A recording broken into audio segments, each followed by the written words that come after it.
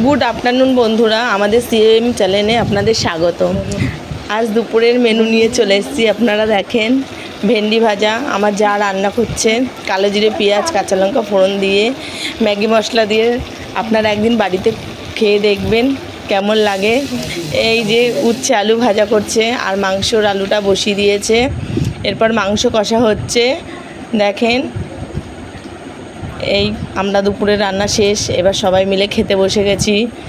এই আবার রাত্রিবেলায় আমার বর চিকেন পকোড়া করছিল, আর ছেলে মেয়ে বায়না করছিল বলে ওদেরকে একটু কেএফসি ভেজে দিয়েছিল, খেয়েছি।